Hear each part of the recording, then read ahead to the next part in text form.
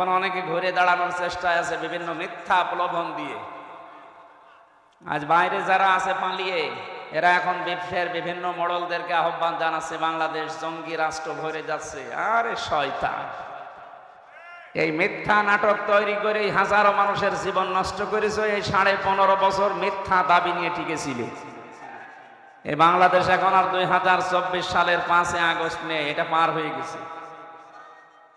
সুতরাং এখন উল্টাপাল্টা ফতোয়া দিয়ে মিথ্যা প্রলোভন দিয়ে আর কাজ হবে না। আর পৃথিবীর ইতিহাস এইটা, কোন জালেম যদি পালিয়ে যায় একবার, সে কব্বরে যাওয়ার আগে আর ঘুরে আসে না। যে লক্ষণ সেন 850 বছর আগে পালিয়েছে, আজ পর্যন্ত ঘুরে এসেছে। কোথায় আছে? কবরে। কবরে তো কবরে দেয়নি, ওরা পুড়িয়ে ফেলেছে। আর যারা আল্লাহ রসুলে বিশ্বাস, এই মন মতো বিশ্বাস করেন, পালিয়ে যখন গেছেন আপনি কবরে যান, আর ফিরে আসার দরকার নেই। নাকি আপনাদের পুত্রবধূ বলে মায়া করছে? মায়া আপনাদের সম্পর্ক সব নষ্ট করে চলে গেল। আপনাদের সাথে সম্পর্ক ছিল না, এখানে যা আছে আপনারা সব তো হয় শ্বশুর হবেন না দেবর হবেন। কি করে গেল? দেবরের সাথে একটু বলে যাবে তাও বলেন, সব এতিম করে চলে গেল ভাবি। সুতরাং এইরকম ভাবের জন্য মায়া কান্না করার দরকার নেই। সে চলে গেছে, ও চলে গেছে, ভালো হয়েছে। অন্তত যদি এখন বিদায় নিয়ে আল্লাহ বিল্লাহ করে জান্নাতে যেতে পারে যাক। আর জালেমরা জান্নাত পাবে না। আল্লাহু লা ইয়াহদিল কওমাজ জালিমিন। জালেমরা হেদায়েত পাচ্ছে না, পাবেও না। কারণ মানুষ যখন সীমা লঙ্ঘন করে, যখন একটা লিমিট ক্রস করে ফেলে, তখন তাকে হেদায়েত থেকে আল্লাহ বঞ্চিত করে দেয়। এই যে ফেরাউনের নাম শুনি আমরা, এই লোকটা কিন্তু মা বাবার খেদমত করেছে, কিন্তু বাইরের লোকের সাথে ওর অত্যাচার বেশি ছিল। আমরা দেখলাম এই যে নামি দামি ফেরাউন যারা দুনিয়া থেকে বিদায় এখনো নেয়নি, নেবে, এরাও কিন্তু মা বাবার প্রশংসা করে। তো দুনিয়ার মানুষের সাথে এদের সম্পর্ক ভালো না। ফেরাউনের পুরা জীবন আছে, পড়বেন দেখবেন তাফসিরে ফি জিলালিল কোরআন। ওর সারাটা জীবন, আমি এই যে এতদিন হায়াতে 650 বছর রাজত্ব করেছে, বিশাল হায়াত পেয়েছি। এই বিশাল হায়াতের ভেতরে কোনোদিন ওর মা বাবার সাথেও খারাপ আচরণ করে। কিন্তু ওর মা বাবার কাছে প্রতিদিন 8-10টা করে বিচার আসতো যে আপনার ছেলে এই করেছে, আপনার ছেলে এই করেছে। এইরকম বিচার করতে করতে শেষ পর্যন্ত বাবা বাধ্য হয়ে ওর ত্যায্য পুত্র করেছিল। পৃথিবীর ইতিহাসে প্রথম সন্তান হিসাবে বাদ দিয়ে দেয়, স্বীকার করে না। সন্তানকে ত্যায্য পুত্র করার সিস্টেম ফেরাউনের বাবা থেকে শুরু। একটা সন্তান কত গোল্লায় গেলে তাকে ত্যায্য পুত্র করে বলে, আমার ফাঁসি চাই। এ বইটা একটু পড়েন, আমি সেদিন পুরাটা শেষ করেছি। আমি গোপন কথাটা নাই বললাম, এখানেও এরকম একটা কিছু লেখা আছে। ফেরাউনের বাবা যা করেছিল, এরকম একটা লোক এরকম বাংলাদেশেও করেছে। মানুষের উপরে কতটা মন উঠে গেলে সন্তানের প্রতি মানুষ এই কথা বলতে পারে, যা তোরে আমি আর পরিচয় দেব না, তুই যে আমার ছেলে, আমার সব কিছু তোকে আমি বঞ্চিত করে দিলাম। বলেন নাউযুবিল্লাহি মিন যালিক। ফেরাউন যেদিন মারা যাচ্ছিল, ওই দিনও বলেছিল আন্নাহু লা ইলাহা ইল্লাল্লাযী আমানাত বিহি বানু ইসরাঈল ওয়া আনা মিনাল মুসলিমিন। আমি ঈমান আনলাম ওই আল্লাহর উপরে যার উপরে ঈমান এনেছে বনি ইসরাঈল, আর আমি মুসলমান। এ পর্যন্ত কোনোদিন শুনেছেন না শোনেননি? শুনেছেন? কি শুনেছেন বলুন? এখানে কয়েকটা শিক্ষা আছে। যারা আলেম আছে আর যারা লেখাপড়া করেন তাদেরকে বলছি, কি কোনোদিন এখান থেকে কিছু বের করতে পেরেছি? আমি তো বাংলাদেশ নিয়ে আয়াতের সাথে মিলিয়ে বহু কিছু পেয়েছি। এর 1 নাম্বার হচ্ছে, ফেরাউন স্বীকৃতি দিয়েছিল আল্লাহর একাত্মবাদে। আন্নাহু লা ইলাহা ইল্লাল্লাযী আমানাত বিহি বানু ইসরাঈল। ও আল্লাহর একাত্মবাদের স্বীকৃতি দিয়েছে, কিন্তু সরাসরি বলে নাই আল্লাহর আমি তোমার প্রতি ঈমান আনলাম। ও ঘুরিয়ে বলছে, ও ঘুরিয়ে বলেছিল আমি ঈমান আনলাম ওই আল্লাহর উপরে যার উপরে বানি ইসরাঈলরা ঈমান এনেছে। ফেরাউন সরাসরি আল্লাহকে ডাকে নাই, ধরিয়ে। কিভাবে বলেন না কেন? আজ দেশের দিকে তাকান, অনেকেই সরাসরি আল্লাহকে ডাকতে চায় না, ঘুরিয়ে। আপনি আল্লাহু আকবার বলে না, বলে আল্লাহ সর্বশক্তিমান। কেন এটা বলা লাগবে? আল্লাহু আকবার বলতে আপনার সমস্যা কি? বলে আমি অর্থ বলি। কিসের অর্থ? আল্লাহু আকবার মানে আল্লাহ সর্বশক্তিমান না, আল্লাহু আকবার মানে আল্লাহ সবচাইতে বড়, সর্বশক্তিমান। বাংলা যারা লেখাপড়া করে দেখেন এর ভেতরে অনেকগুলো শব্দ শিরিক লুকিয়ে আছে। আমার যেহেতু এটা আলোচনার সাবজেক্ট না, এটা সেমিনার না, ওইভাবে আপনি বুঝবেন না। সুতরাং আল্লাহু আকবার না বলে যারা ঘুরিয়ে ফেরাউনের মতো আল্লাহ সর্বশক্তিমান এই কথা বলেন, আমার মনে হয় তাদের ভেতরে ফেরাউনের কোনো দোষ লুকিয়ে আছে। দ্বিতীয় নম্বর, এটা এবার অনেকের সাথে মিলবে। দ্বিতীয় নম্বরে ফেরাউন স্বীকৃতি দিয়েছিল আল্লাহর, কিন্তু ওই জামানার যিনি প্রেরিত পুরুষ হযরতে মুসা, কে জবাব দেন না? ওই জামানায় আল্লাহ যাকে নবী রাসূল করে পাঠিয়েছিলেন, প্রেরিত পুরুষ বলা হয়, তার নাম কি? ও কিন্তু এ কথা বলে নাই আন্নাহু লা ইলাহা ইল্লাল্লাহ মূসা কালিমুল্লাহ, বলে না। ও বলেছিল আল্লাহর স্বীকৃতি দিলাম, কিন্তু মুসা নবীর সাথে আমার দ্বন্দ্ব আছে, মুসা নবীকে আমি মানি না। এ কথাও না বলার কারণে মুখের ভেতরে কাদা দিচ্ছে। এখান থেকে আমার প্রায় 8টা না 9টা শিক্ষা আমি তাফসিরে দেখেছি। এর প্রথম শিক্ষা হচ্ছে, কোন মানুষ যদি আল্লাহকে মানে কিন্তু ওই জামানায় যিনি প্রেরিত পুরুষ তাকে মানে না, তার মরণ হবে ফেরাউনের মতো। আর বাংলাদেশে এটার সম্ভাবনা বেশি। আমি বলবো, আবার রাগ করবেন না তো, হ্যাঁ আমার গায়ে লাগছে এরকম বলবেন না তো। এদেশে বহু মানুষ বলে আমি কি নামাজ পড়ি না, আমি রোজা রাখি না। আরে ভাই, নামাজ পড়া রোজা রাখা কার হুকুম? বলেন বলেন। হজ করেন কার হুকুম? দান সদকা করেন কার হুকুম? আপনি আল্লাহটা মানলেন, কিন্তু তার প্রেরিত পুরুষ এই জামানায় কে? মুহাম্মদুর রাসূলুল্লাহ। কি মানেন না? এ জামানার জন্য এখন শুধু না, কিয়ামত পর্যন্ত বলি ইয়া আইয়ুহান নাস ইন্নী রাসূলুল্লাহি ইলাইকুম জামিআ। হে নবী, আপনি বলেন আমি তামাম দুনিয়ার সব মানুষের জন্য আল্লাহর পক্ষ থেকে কি হয়ে এসেছি? রাসূল। বলেন বলেন। রাসূলের বাংলা অর্থ কি? প্রেরিত পুরুষ। বাংলা অর্থ কি বলেন? সুতরাং এই জামানার জন্য যিনি পাঠিয়েছেন আল্লাহ, যাকে কিয়ামত পর্যন্ত যিনি ফাইনাল, যার সিগনেচার ছাড়া আপনি জান্নাত যেতে পারবেন না।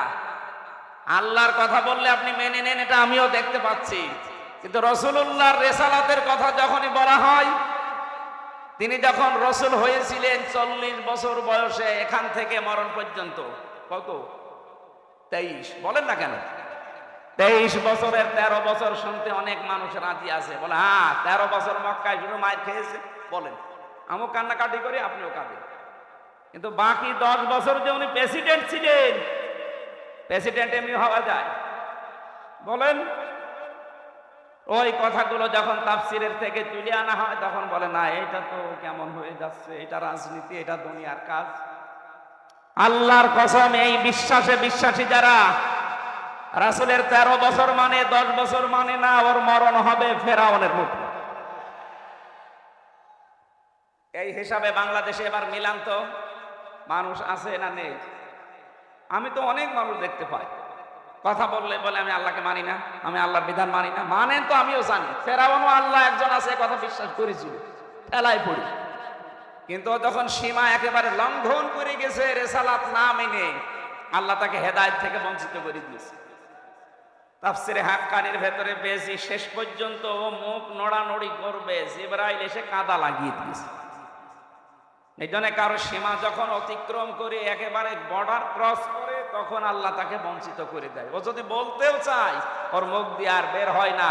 হয়তো এখন আর জিবরাইল আসবে না, কিন্তু আপনার মুখ আর জবান আর চালু হবে না। এই জন্য এমন কোন গনার সাথে, কাজের সাথে নিজেকে জড়ায় না, জড়িয়ে ফেলি যে আমাদের অবস্থা আবার জালেমদের মতো হয়ে যায়। জালেমদের বিরুদ্ধে নিজে আল্লাহ মামলা দায়ের করবে। জালেমদের বিরুদ্ধে মামলা দায়ের করবে কে? আরো জোরে। এই দেশে যারা 15.5 বছর জুলুম করেছে, এটা কি ওয়াজ করে বোঝানো লাগবে? এই 14 দল বাদ দিয়ে বাকি আমরা যারা আছি সবাই কম বেশি মাজলুম। এই কথা বলবেন না?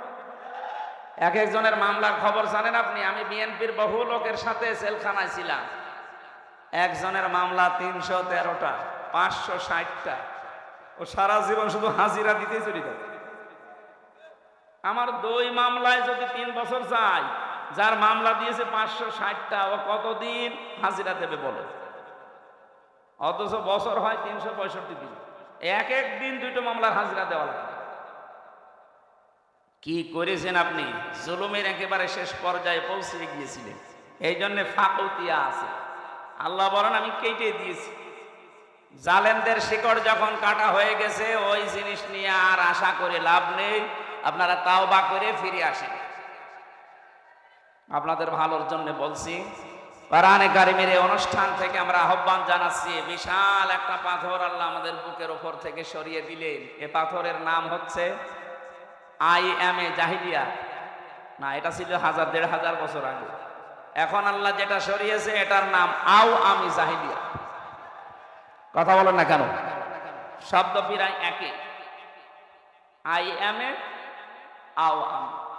ওরা যা করতো এরা তাই করতো, শুধু একটা কাজ করে নাই। ওই জামানায় ওরা জীবন্ত কন্যাকে মাটি দিত, আর এই জামানায় জীবন্ত কন্যাকে মাটি দেয়নি, জীবন্ত কন্যাকে জাহান্নামে দিয়েছে। বেপরদার এমন লাইন খোলার চেষ্টায় ছিল, দেখেছিলেন? একজন মানুষ বেপরদায় চলবে, কিছু বলতেও পারবে না। উলঙ্গ অর্ধ উলঙ্গ হয়ে রাস্তাঘাটে আসবে, নিজে জাহান্নামে যাচ্ছে, শুধু তা না, আরো 8-10 জন নিয়ে যাচ্ছে।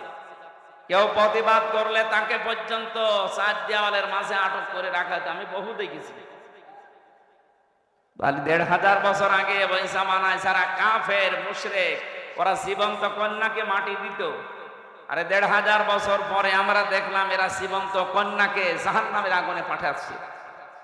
আল্লাহ আমাদের হেফাজত করেছে। নবীর পিঠ থেকে আল্লাহ পাথর সরিয়ে, বোঝা সরিয়ে পিঠ সোজা করে দিয়েছিলেন, আর আমাদের বুকের উপর থেকে পাথর সরিয়ে নিঃশ্বাস নেওয়ার এবং কথা বলার একটা সুযোগ করে দিয়েছে। আজকে যদি 2024 সালের 5 আগস্টের আগে হতো এই অনুষ্ঠানটা, এতগুলো মানুষ এক জায়গায় করতে 14 জায়গায় অনুমতি লাগে। আজকে এক জায়গায় লাগে। অনুমতি যারা দেবে তারা এসে পাহারা দিচ্ছে। এই কথা বলছে না কেন? বিশাল একটা নিয়ামত না? এই নিয়ামত যারা পেয়েছি খুশি হয়ে বলেন আলহামদুলিল্লাহ। দরুদ আর সালাম পড়ছে আমাদের নবী মুহাম্মদুর রাসূলুল্লাহ সাল্লাল্লাহু আলাইহি ওয়াসাল্লামের প্রতি, যার রিসালাতের এই 23 বছরই মেনে নেওয়া প্রত্যেকটা উম্মতের জন্য ফরজে আইন। ফরজ না, ফরজে আইন। নবীজিকে কেউ যদি না মানে, ওর জীবনের গুনাহ মাফ হবে না। এই একটা মানুষই শুধু আল্লাহ পাঠিয়েছেন পৃথিবীতে। এই কথা শোনা লাগবে ভাই, সময় নেই। আমি আজকে কয়েকটা নতুন তথ্য বলছি, যদি জীবনের সাথে না মেলে আজকে থেকে খাতা কলম নিয়ে মিলাবেন। হ্যাঁ, আপনি আয়াত শুনেছেন, কিন্তু এই তথ্যগুলো আমার মনে হয় আপনি শোনেননি। সূরা আলে ইমরান 31 নম্বর আয়াত। কুল ইন কুনতুম তুহিব্বুনাল্লাহা ফাত্তাবিউনি ইউহিব্বুকুমুল্লাহ ওয়া ইয়াগফির লাকুম যুনুবাকুম আল্লাহু গফুরুর রহিম। আমার অধিকাংশ তাফসীরগুলো হয় ফি জিলালিল কোরআন না ইবনে কাসির। এই দুইটা থেকে বেশি আমি রেফারেন্স দিচ্ছি, আপনি এগুলো বাড়িতে যেয়ে দেখলে মিলবে। আল্লাহ পাক বলেন, নবী আপনি বলুন, ইন কুনতুম তুহিব্বুনাল্লাহ, কেউ যদি একথা বলে আল্লাহ তোমাকে ভালোবাসি, এ দাবি আমাদের নেই। এই কথা বলুন না। এ দাবি যদি করে, এই দাবিটা পূরণ করার জন্য আল্লাহ বলেন ফাত্তাবিউনি, এ দাবি করলে হবে না, আমার রাসূলের অনুসরণ করে দেখাও। এখন আমার প্রশ্ন, রাসূলকে অনুসরণ করবেন আপনি কখন? উনি রাসূল হয়েছিলেন যখন। 1 থেকে 40 বছর পর্যন্ত কেউ যদি তাকে অনুসরণ না করে, তার গুনাহ হবে, জান্নাতে যেতে পারবে না। না, এ কথা কোরআনে নেই। যেহেতু এখানে আল্লাহ পাক তাকে অনুসরণ করার জন্য যেগুলো দিয়েছেন, তার সাথে ওমা তাকুমুর রাসূলু ফাখুযুহু ওমা নাহাকুম আনহু ফান্তাহু। আমার রাসূল তোমাদেরকে যা দিয়েছে ওটা আঁকড়িয়ে ধরো, যেটা নিষেধ করে ওটা ছেড়ে দাও। আমার প্রশ্ন, উনি জন্মের পরে কি ওনাকে পুরো আরব জাহানে নবী নবী রাসূল রাসূল? ওনাকে বলতো মানুষ আল আমিন, আস-সাদিক, খুব বেশি হলো ডাক দিত আব্দুল্লাহ বিন মোহাম্মদ, কথা বলেন না কেন, বা মোহাম্মদ বিন আব্দুল্লাহ।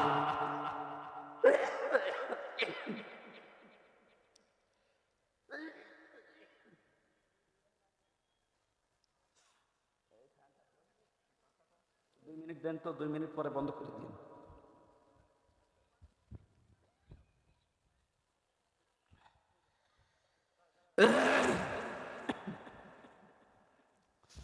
মোহাম্মদ বিন আব্দুল্লাহ পর্যন্ত আমরা ডাক শুনি হাদিসের পাতায়, তাকে এই নামে ডাক দিত পুরা আরব জাহানের ভেতরে।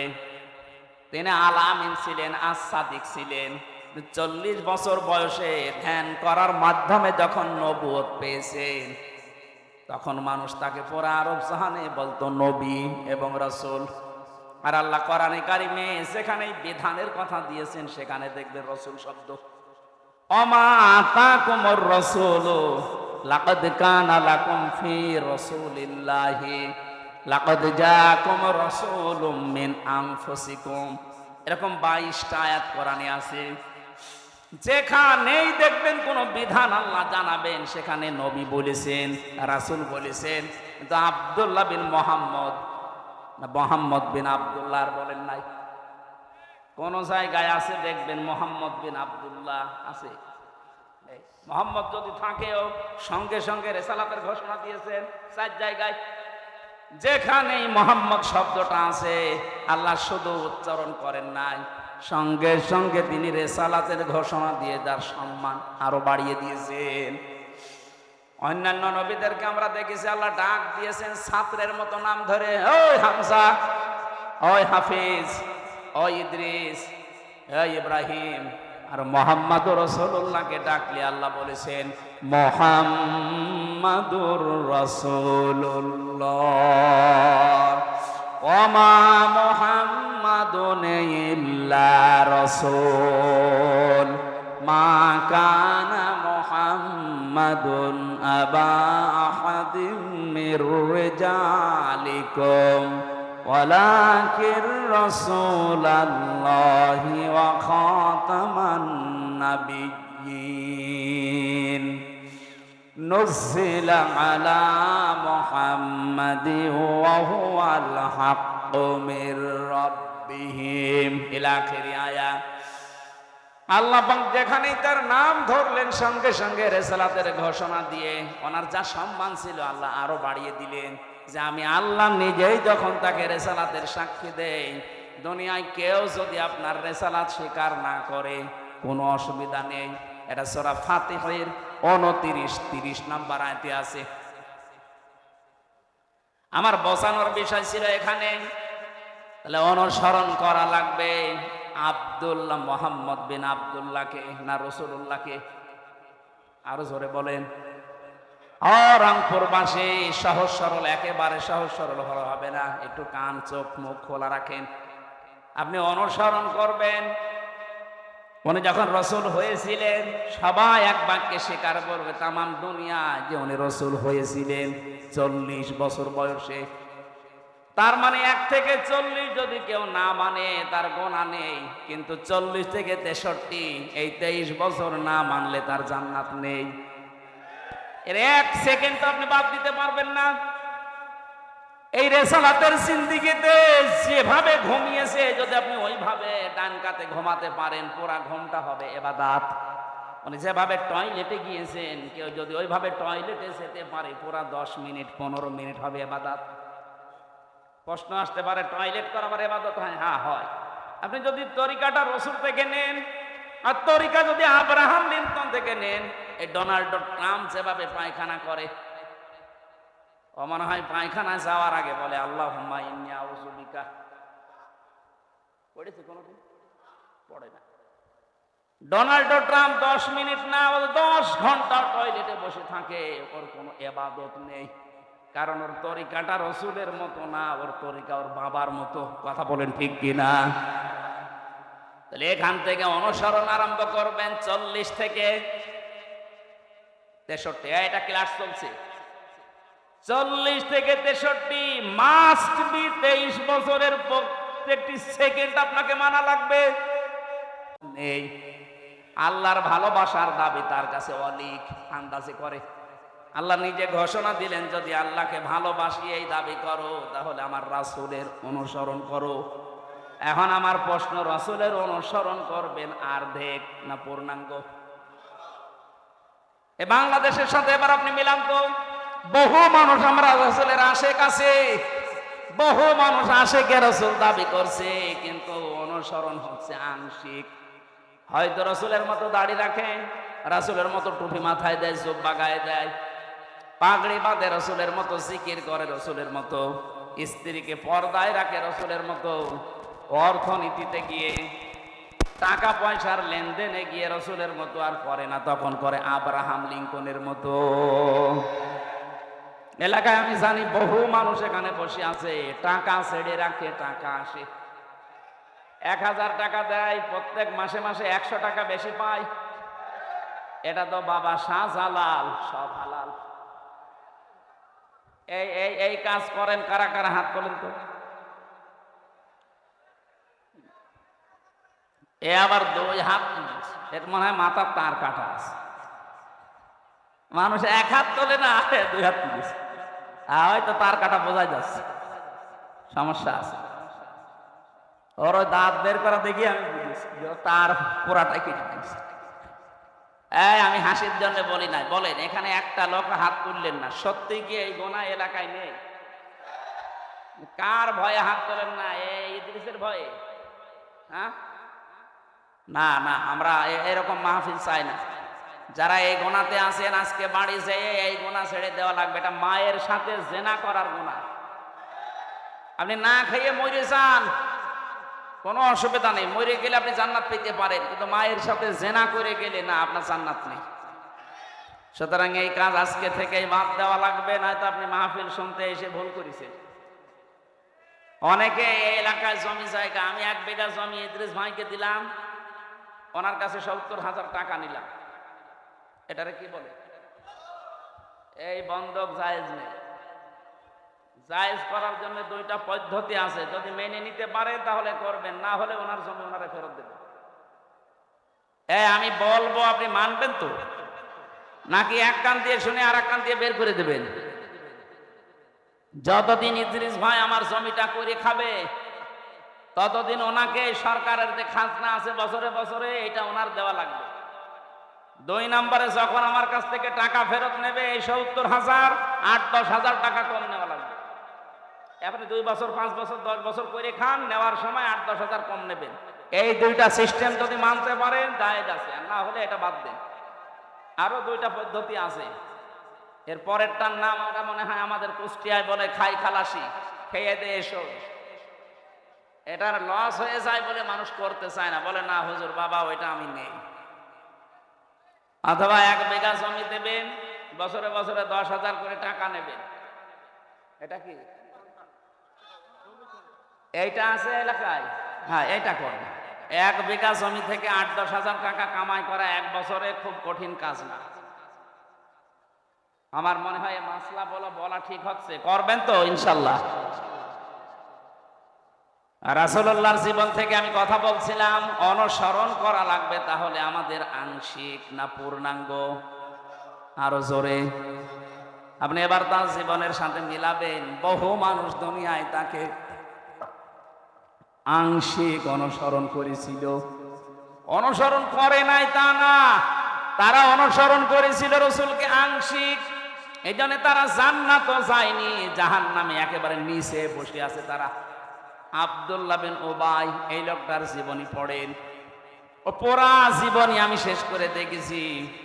রাসূলের পুরাটা জীবনী অনুসরণ করেছে, শুধু রাজনৈতিক জীবনে অনুসরণ করে নাই। আপনারা যেমন অর্থনৈতিক জীবনে মানেন না, উনি শুধু রাজনৈতিক জীবনে রাসূলকে মানত না। তাছাড়া নামাজ পড়তো রাসূলুল্লাহর পেছনে, হজ করেছে নবীজির সাথে, রোজা রেখেছে নবীর সাথে, ইফতারি করেছে নবীর সাথে। ওর দাড়ি টুপি পাগড়ি জুব্বা, এমনকি ওর নাম পর্যন্ত পাল্টিয়ে পাল্টিয়ে নবীর কথায়। একবার নবীজি বলেছিলেন আল্লাহর কাছে প্রিয় নাম 2টা, আব্দুল্লাহ আর আব্দুর রহমান। ওই দিন থেকে নিজের ছেলের নাম রেখেছে আব্দুল্লাহ, নাতি ছেলের নাম আব্দুল্লাহ, নিজের বাবার নামও পাল্টিয়ে দিয়েছে আব্দুল্লাহ। নিজের নামও দিয়েছে আব্দুল্লাহ। এত পছন্দ করতো নবীর কথাকে, শুধু শুনতে দেরি মানতে দেরি করতো না। অথচ এই লোকটা দুনিয়ার স্বার্থের কারণে আল্লাহর নবীর রাজনৈতিক জীবনে তাকে মানে নাই, ও মানতো আবু জেহেলকে। বাংলাদেশে আজ আমরা বহু মানুষ আছি, আমরা রাসূলের অনুসরণ করি ঠিক, কিন্তু আংশিক, পূর্ণাঙ্গ না। আরো জোরে বলেন। কত খানকা থেকে আওয়াজ আসে, কত ইসলামী দল থেকে আওয়াজ আসে, তারা বলে যে দেখো দিনকাল ভালো না, আমরা অসমের ভেতরে নেই, আমরা আছি আল্লাহর রাস্তায়। আরে ভাই, আল্লাহর রাস্তায় তো এইটা যেটা রাসূল দেখিয়েছে। বলেন, ওনার ওই টয়লেট করা যদি আপনার ইবাদত মনে হয়, উনি 10 বছর প্রেসিডেন্ট ছিলেন, এটা ইবাদত মনে হয় না? এটা ইবাদত না মনে করার কারণেই তো দেশের অবস্থা এই। আমরা যদি সবাই রাসূলের এই 23 বছরের জীবনকে সত্যি ইবাদত মনে করে অনুসরণ আরম্ভ করতাম, আমাদের মরণ ওই ফেরাউনের মতো হইতো না। আজ হাজারো মানুষ ফেরাউন হয়ে মরে যাচ্ছে। কথা বলেন ঠিক কিনা? তাহলে রাসূলকে আজকে থেকে অনুসরণ করা লাগবে, আংশিক না পূর্ণাঙ্গ? আমি আবার বলছি, আংশিক না পূর্ণাঙ্গ? আপনি এবার নিবে জীবনের সাথে মিলান, আপনার অনুসরণ কি সত্যি আংশিক হচ্ছে না পূর্ণাঙ্গ? না। তাহলে আংশিক হলে হয় আপনার মরণ হবে আব্দুল্লাহ বিন উবাইয়ের মতো। ও যেমন জাহান্নামে শুধু গিয়েছে তা না, জাহান্নামের নিচে গিয়েছে। ও ছিল মুনাফিকদের সর্দার। আর মুনাফিকদের ব্যাপারে আল্লাহর কথা, ইন্নাল্লাহা জামিউল মুনাফিকিনা ওয়াল কাফিরিনা ফি জাহান্নামা জামিআ। অবশ্যই আমি জাহান্নামে একত্রিত করব মুনাফিক আর কাফেরদের। আগে আল্লাহ দিয়েছেন মুনাফিকের নাম, তার মানে মুনাফিক থাকবে নিচে, উপরে থাকবে কাফের। আবু জেহেল মুনাফিক ছিল না কাফের ছিল? আরো জোরে বলেন। বাংলাদেশে আমরা যারা মুনাফিক হয়ে মরে যাচ্ছি, আমরা আবু জেহেলেরও নিচে যাব। কি বললাম আপনি খেয়াল করেছেন? আবু জেহেলের চাইতেও নিচে থাকা লাগবে জাহান্নামে।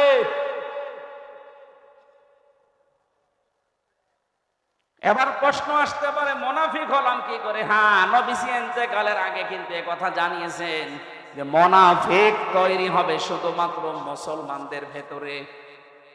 এখন যদি আমার ইদ্রিস মাওলানা বলে আমি ইহুদি দেখব, আপনি ইসরায়েলে যান, শুধু ইহুদি পাবেন, পুরাটা ইহুদি। কেউ যদি আমারে বলে আমি হিন্দু দেখব, পাশের রাষ্ট্রে যান, ভারতে যান, শুধু হিন্দু পাবেন। কেউ যদি বলে আমি খ্রিস্টান দেখব, আমেরিকায় যান, শুধু খ্রিস্টান। কোন মানুষ যদি বলে বৌদ্ধ দেখব, এই যে পাশের রাষ্ট্র মায়ানমারে যান, শুধু বৌদ্ধ পাবেন। ওই লোকটাই যদি বলে আমি জাহান্নামে নিচে থাকবে মুনাফিক, মুনাফিক দেখব, কোথায় পাঠাবো? বাংলাদেশে। কারণ এই দেশে 100 জনের 96 জন মুসলমান আমরা, তাহলে মুনাফিক এই দেশে থাকার সম্ভাবনা বেশি। বলেন, আপনি একবারও খেয়াল করেছেন যে আপনি থাকবেন কোথায়? মুনাফিক হয়ে যদি আমরা এখন মারা যাই, আমরা থাকবো কিন্তু আবু জেহেলের উপরে না নিচে? ইন্নাল মুনাফিকিনা ফিদ দারকিল আসফালি মিনান নার। আসফাল এর তাফসীর, সুপারলেটিভ ডিগ্রি এটা, এর উপরে কোনো শব্দ আরবিতে হয় না। আল্লাহ পাক বলেন মুনাফিকদেরকে আমি রাখবো একেবারেই নিচে। ওয়ালাং তাজিদা লাহুম নাসীরা। তাজিদার আগে লান আছে, মোজারের আগে লান আসলে বাংলা অর্থ দাঁড়ায় জীবনেও হবে না। আল্লাহ বলেন এদেরকে কেউ সাহায্য করার জন্য এগিয়েও যাবে না। আজ বাংলাদেশে অনেক জালেম ধরা পড়ছে, জালেমদের সুপারিশের জন্য দেখছি অনেক মুনাফিক পর্যন্ত এগিয়ে যাচ্ছে যে না, এটা আমার বিআই ছিল, এটা আমার ব্যবসায়িক পার্টনার ছিল। দুনিয়ার আদালতে হয়তো জালেমদের সাহায্য মুনাফিকরা করতে পারে, কিয়ামতে মুনাফিকদের জন্য কেউ সাহায্য জীবনেও করবে না। আর সেই মুনাফিক হয়ে আমরা অধিকাংশ মানুষ মারা যাচ্ছি। আয়াতুল মুনাফিক সালাসা, মুনাফিকের আলামত চিহ্ন 3টা। ইদা হাদ্দাসা কাযাবা, কথা বললেই মিথ্যা বলে। এদেশে নেই। আরো জোরে বলেন। আপনাদের এই পুত্রবধূ এখন বাইরের দেশগুলোর মানুষ কাছে বলছে আমি নির্বাচিত ছিলাম, আমাকে দেশ থেকে বাধ্য করা হয়েছে বিতাড়িত করতে। এত বড় মিথ্যা কথা আপনি বলছেন কি করে? আপনি নির্বাচিত ছিলেন, এই কথা শয়তানও বিশ্বাস করবে? কেন এই মিথ্যা কথা বলেন? তাহলে মিথ্যা যে বলে কথা বললেই সে আল্লাহর নবীর ভাষায় কি? আরো জোরে বলেন। ওয়াইদা ওয়াদা আখলাফা, যারা ওয়াদা করে কিন্তু খেলাফ করে। আপনি ওয়াদা করেছিলেন দেশ যদি আমার হাতে আসে আমি মদিনার সনদে চালাবো, আপনি চালিয়েছেন মোদির সনদে। মদিনা বাদ দিয়ে মোদি সনদ ঠিক আছে, শুধু মদিনার জায়গায় লাগিয়েছে মোদির সনদ। কি বলেছিল ওয়াদায়? যদি দেশ আমাদের হাতে আসে আমরা মদিনার সনদে চালাবো। এটা আমি বানিয়ে বলছি, এটা বলেছিল না। চালিয়েছে, কিন্তু মদিনার সনদের একটা ধারাও নেই। মদিনার সনদে 27টা ধারা ছিল। কয়টা বলেন বলেন? ওখানে যে যার ধর্ম সে পালন করবে, কোনো বাধা দেওয়া হবে না। অথচ এই দেশে 15.5 বছরে সাম্প্রদায়িক দাঙ্গা তৈরি করার জন্য সবচাইতে বেশি চেষ্টা চালিয়েছে এই ক্ষমতাসীনরা। আপনি গোপনে খোঁজ খবর নিয়ে দেখেন, বিশ্বজিৎকে যারা হত্যা করেছে বিএনপি, জামাত, কারা? যারা মেরেছে আমার সাথে জেলে ছিল ওই শাওন। আমি বললাম আপনি হিন্দু কেউ ছাড়লেন না? আচ্ছা ভাই, ওই সময় মাথায় চড়ে গেছে আর আমাদের উপরের নির্দেশ ছিল ওকে মেরে ফেলা লাগবে। কেন? কাকে একে মেরে ফেলে একটা রাজনীতি করা যাবে। এই দোষটা আমরা চাপিয়ে দেব ইসলামপন্থীদের উপরে। বিরোধী দল যারা আছে তাদের উপরে দোষটা চাপিয়ে আমরা যেন আরো বেশি দিন থাকতে পারি। আমার সাথে 3টা বছর আমাদের রাইটার ছিল এই শাওন। ওই হিন্দু বিশ্বজিৎ বারবার ওকে বলেছিল যে ভাই আমি মুসলমান না, কিসের শিবির, আমি কোনো মুসলমানই না, আমার কিন্তু হাফ হাতা না ফুল হাতা। ওর ফুল হাতা না, তারপর বলে ছাড়ে নাই।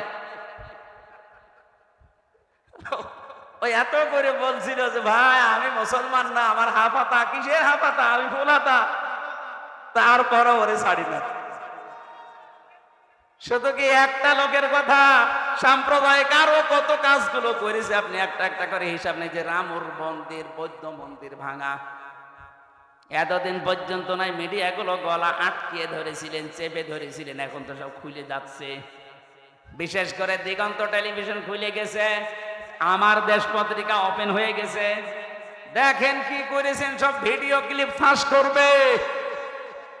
এতদিন যে মিথ্যা ছড়িয়েছেন সব এখন ওপেন হয়ে যাবে। টাকলা মোরাদের নাম শুনেছেন? মাত্র 6 মিনিট 32 সেকেন্ডের একটা অডিও ক্লিপ ফাঁস হয়েছিল। এতেই তার জীবন যৌবন সব শেষ। তার মন্ত্রিত্ব গেছে, দলীয় পদ গেছে, এখন যে কোন গর্তে আছে আল্লাহ জানে, আরো জানে। মাহিয়া মাহির সাথে মাত্র 6 মিনিট 32 সেকেন্ডের একটা অশ্লীল অডিও ক্লিপ ফাঁস হয়েছিল। আর এখন যাদের ধরা হচ্ছে অডিও না, সব ভিডিও। এদের অধিকাংশ নাকি রাত 12টা 2টা পর্যন্ত, অনেকেই তাদের ঘুম পাড়াতে, মাথা টিপে দিতে, বুক, পা, হাত, বাকি জায়গা টিপতে রাত 2টা পর্যন্ত মানুষ লাগতো। এগুলো শুধু আন্দাজে না, সব ভিডিও বের হচ্ছে। ওর যদি অডিও জীবন শেষ হয়ে যায়, ভিডিও কি হবে টের পাচ্ছেন? অথচ এখনো জালেমদের বৃদ্ধি কমে নাই। আজকে আদালতে এই যে টাক, আমি নাম নিলাম না, এই টাক বলছে এদিন শেষ দিন না, আরো দিন আছে। ওরে আল্লাহ হেদায়েতের পথে আনবে, কি করে আনবে? ও তো হেদায়েতের পথ সব মেরে ফেলিস। কথা বুঝতেছেন? আপনার অনুশোচনা আসা লাগবে তো। আপনি অনুতপ্ত হবেন অন্যায় করার পরে। আদম নবীর স্বভাব এটা, ভুল হয়ে গেলে অনুতপ্ত হওয়া, রব্বানা যালামনা আনফুসানা। আর শয়তানের স্বভাব হচ্ছে ভুল হলে অনুতপ্ত হওয়া না, ও আর্গুমেন্ট পেশ করে। আল্লাহকে বলেছিল ক্বালা আনা খায়রুম মিনহু খলাকতানি মিন নারি ওয়া খলাকতাহু মিন তিন। হে আল্লাহ, তুমি আমারে সেজদা দিতে বলো কোন কারণে? আমি ওর চাইতে ভালো, তুমি এটা জানো না? আমি আগুনের তৈরি ও মাটির তৈরি, আমার কাজ উপরে ওঠা, ওর কাজ নিচে যাওয়া। আমার ভেতরে পাওয়ার আছে আর ওর ভেতরে তো পাওয়ার নেই। শয়তান অহংকার করেছিল ক্ষমতার, কিসের? আরো জোরে বলেন। কিয়ামত পর্যন্ত যারা ক্ষমতার অহংকার করবে সে যেই হোক, ও আর মানুষ নেই, ও টাটকা শয়তান। শয়তানকে আল্লাহ দুইটা জিনিস থেকে বঞ্চিত করে দিয়েছে।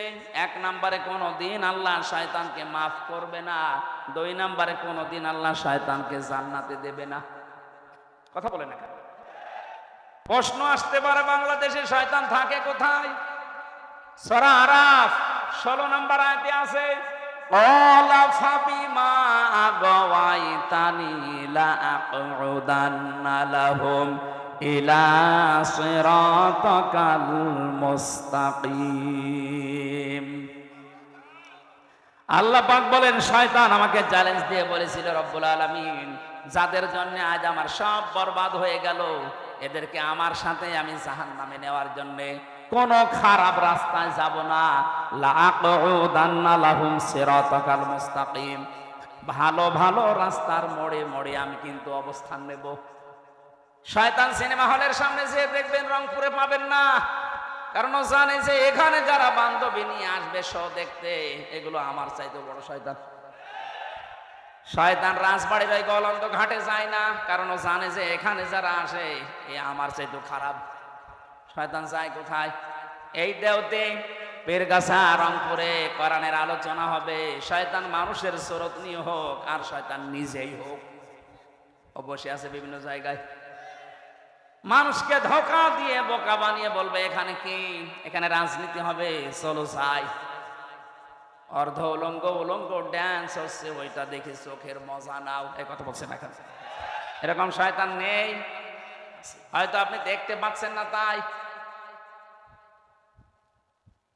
শয়তানের শেষ কথা ছিল, সুম্মা লাআতিয়ান্নাহুম মিন বাইনি আইদিহিম ওয়া মিন খালফিহিম ওয়া আন আইমানিহিম ওয়া আন শামাইলিহিম ওয়া লা তাজিদু আকসারাহুম শাকিরিন। আমি ওপর থেকে, নিচ থেকে, ডান থেকে, বাম থেকে, চারিদিক থেকে আমি আক্রমণ চালাবো তাদেরকে। হে আল্লাহ, তুমি অধিকাংশ মানুষকে তোমার শুকরগুজারি বান্দা হিসাবে পাবে না।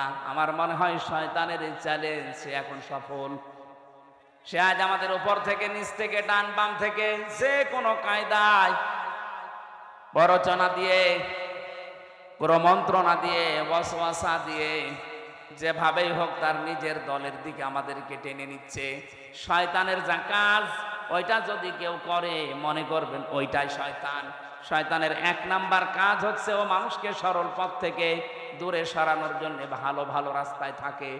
দুই নাম্বারে শয়তানের কাজ হচ্ছে অপচয় করা। কি করা? বলেন বলেন।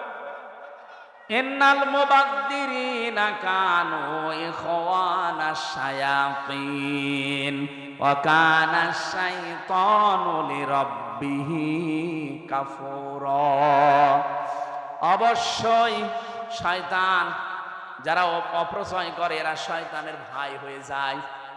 কোরআন শরীফের ভেতরে আমি এমন কোনো আয়াত পাইনি যেই কাজ করলে মানুষ শয়তানের ভাই হয়। শুধু একটা কাজে, আপনি নামাজ পড়েন না শয়তানের ভাই, কথা কোরআনে নেই। রোজা রাখেন না শয়তানের ভাই, আমি পাইনি, কিন্তু এইটা পেয়েছি, যারা অপচয় করে এরা শয়তানের। আরো জোরে বলেন। অথচ এই দেশে অপচয়ের কোনো অভাব আছে? একটা ব্রিজ বানাতে বাজেট হয়, আজকেই দেখলাম ট্রেনে, মেট্রো রেলের না কোন রেলের যেন একটা ব্রিজ মনে করেন বানাতে লাগবে 5 কোটি টাকা। 5 কোটি টাকা বাজেট হওয়ার পরে তিনবার আবার বাড়াতেই থাকে। বাকি বাড়াতে বাড়াতে বানিয়েছে 15 কোটি। 5 কোটির জায়গায় ও 5 কোটি টাকা দিয়ে এই ব্রিজ হয়ে যেত। প্রথমে যে হিসাব দিয়েছিল হয়ে যাওয়ার কথা, বাকি যে টাকাগুলো নিয়েছেন এগুলো হয় আত্মসাৎ করেছেন, নয় অপচয় করেছেন। প্রত্যেকটা জায়গায় এক অবস্থায় একই। আমার দাদা তো চেয়ারম্যান ছিল অনেক দিন, আমার চাচাও ছিল অনেক দিন। আমি শুনেছি এদেশে রাস্তার জন্য যে বাজেট আছে, যদি উপরওয়ালা খেয়ে না ফেলে, যত টাকা বাজেট হয় এই রাস্তার টাকাগুলো যদি সত্যি রাস্তায় কাজে লাগানো যায়, 1 ইঞ্চি রাস্তা বাংলাদেশে কাঁচা থাকার কথা না। এত টাকা রাস্তায় বাজেট হয়। কিন্তু উপরওয়ালা থেকে আসতে আসতে চেয়ারম্যান আর মেম্বার পর্যন্ত যদি 5 কোটি আসার কথা আসে 50 লাখ, 4.5 কোটি টাকা আল্লাহর ওলিরা খেয়ে ফেলিস। তো রাস্তা টিকবে কি করে? 10 বছরের টার্গেট দেয়, 1.5 বছরের রাস্তা ডেলিভারি রোড হয়ে যায়। কথা বলেন ঠিক কিনা? তাহলে অপচয় যারা করে শয়তানের দেখা লাগবে না, এটাই শয়তানের ভাই। 3 নাম্বার শয়তানের কাজ হচ্ছে শয়তান যৌনতা ছড়াতে ভালোবাসে। কি? ও লজ্জায় স্থান মানুষকে দেখাতে ভালোবাসে, দেখতে ভালোবাসে। আজ তাকান বাংলাদেশের দিকে, সিনেমা জগতে নভেল, নাটক, থিয়েটার যারা বানায়, কি আছে এর ভেতরে শিক্ষা? আপনি একটা দেখান। যৌনতা দিয়ে ভরপুর করা একটা নাটক, একটা সিনেমা, নাম দিয়েছে পবিত্র ভালোবাসা। ভালোবাসা আবার পবিত্র হয়?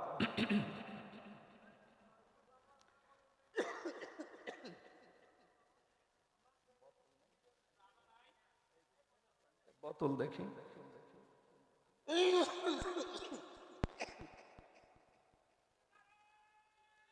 ওই পানি কেটে রাখে করে আসছে। কথা বলা যাবে না, এমনি সময় নেই। তাড়াতাড়ি কি করেন? আরে ভাই পানি দিতে বলছি। করে কি? চা লাগবে না, চা লাগবে না, পানি দেন।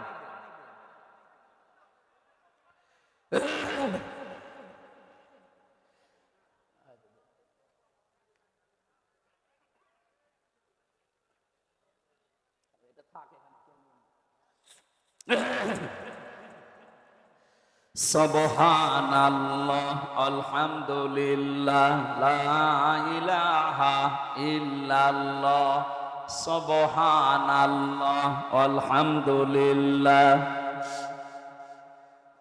এই ছেলে, কোথায় যাও? 1-1.5 ঘন্টা বসে থাকতে পারো না, আবার বিয়ের জন্য লাফাও। বউ টেকবে? সুবহানাল্লাহ,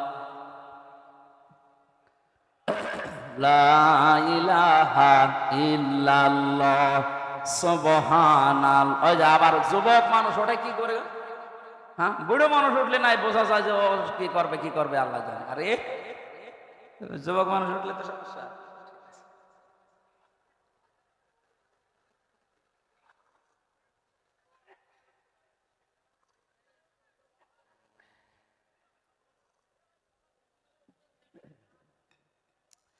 সুবহানাল্লাহ, আলহামদুলিল্লাহ, লা ইলাহা ইল্লাল্লাহ, সুবহানাল্লাহ, আলহামদুলিল্লাহ, লা ইলাহা ইল্লাল্লাহ, মুহাম্মাদুর রাসূলুল্লাহ।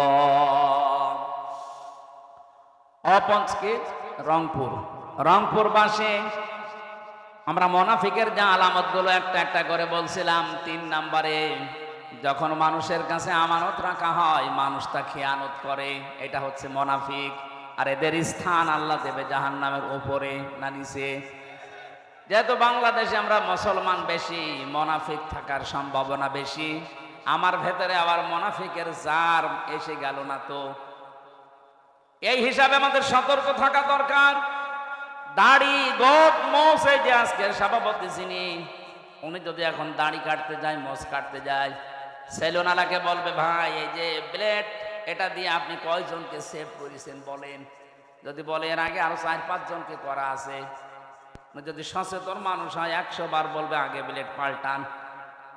এর আগে যাদেরকে সেভ করেছেন, ওর যদি কোনো জায়গায় কেটে যায়, ওর ওই রক্তের ভেতরে কি আছে সে বানো আমি জানি না, ওইটা যদি আমার ভেতরে লাগে ওইটা আমার ভেতরে আসতে পারে। দাড়ি সেভ করতে গিয়ে, গোপ কাটতে গিয়ে এত সচেতন মানুষটা, অথচ মুনাফিকের যে জারগুলো আমি কথা বললাম এতক্ষণ, এটা আবার আমার ভেতরে এসে গেল কিনা একটা বারের জন্য আমাদের অনুভূতি নেই, চিন্তাও নেই। পাগলও তো চিন্তা করবে। এই জন্য মুনাফিকের যে কথা বলছিলাম, আব্দুল্লাহ বিন উবাইয়ের অনুসরণ করা রাসূলকে হয়েছিল ঠিক, কিন্তু পূর্ণাঙ্গ না আংশিক। আমরা আবার যেন রাসূলের অনুসরণ আংশিক না হয়, যেন পূর্ণাঙ্গ হয়।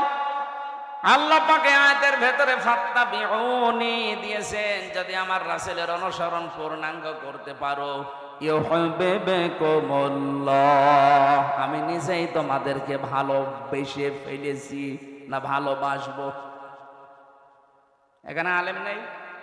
ইউহিব মোজারে, বর্তমান ভবিষ্যৎ, প্রেজেন্ট ফিউচার। কেউ যদি রাসূলের অনুসরণ পূর্ণাঙ্গ ভাবে করবে বলে সিদ্ধান্ত নিয়ে চলতে থাকে, যখন পূর্ণাঙ্গ অনুসরণ করা আরম্ভ করব এই কথা বলে পথ চলবে, তখন আল্লাহ ওকে ভালোবাসা আরম্ভ করবে। তার মানে যার আংশিক অনুসরণ হচ্ছে, এখনো সে আল্লাহর ভালোবাসা বলেন না কেন? কারণ এখানে পাস্ট দেয়নি, অতীতের শব্দ নেই, এটা মাঝি দেওয়া নেই, এটা মোজারে ইউহিব্বুকুমুল্লাহ। যখন থেকে আপনার অনুসরণ মাথা থেকে পা পর্যন্ত, রান্নাঘর থেকে আন্তর্জাতিক জীবন পর্যন্ত পুরাটা দেখবেন যে হ্যাঁ আমার রাসূলের অনুসরণ হচ্ছে, আর আমি এখন থেকে সিদ্ধান্ত নিয়ে নেমে পড়লাম, তখন আপনি বিশ্বাস করতে পারেন যে আমাকে আল্লাহ কেবল ভালোবাসা শুরু করলো।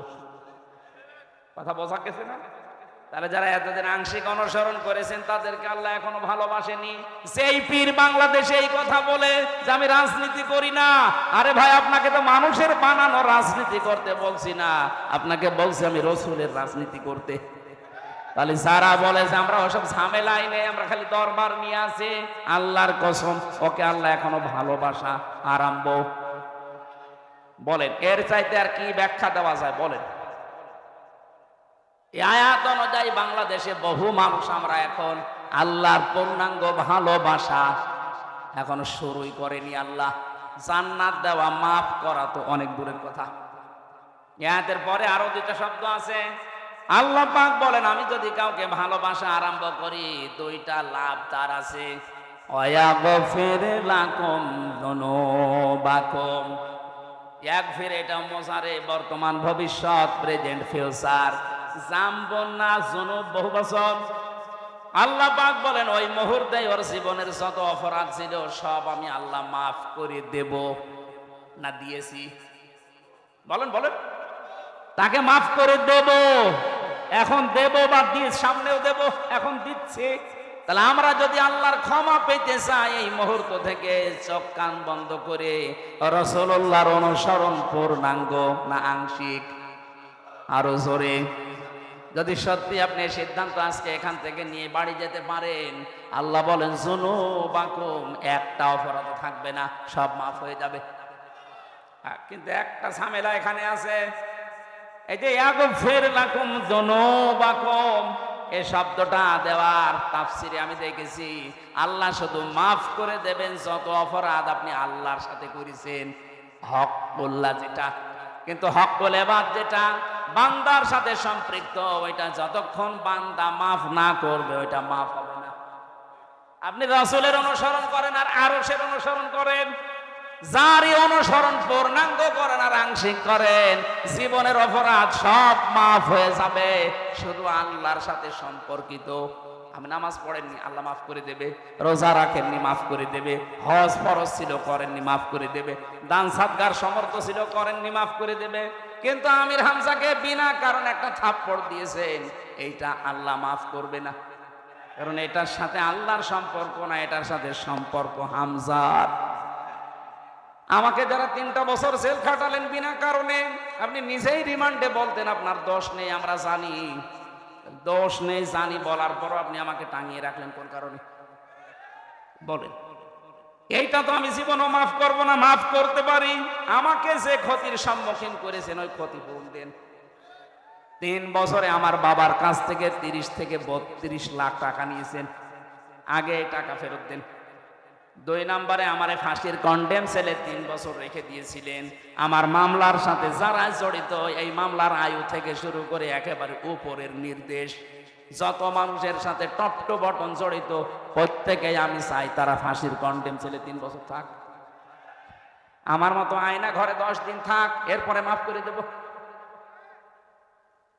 বলে এখানে আমরা রসুলের অনুসরণের মাধ্যমে মাপ পাবো তারা যারা আল্লাহর সাথে সম্পর্কিত, কিন্তু বান্দার সাথে যদি কেউ সম্পর্কিত কোনো অন্যায় করে থাকেন যেন 10 লাখ টাকা দিয়ে যায়, নাই তো কালকে 50টা মামলা দেব।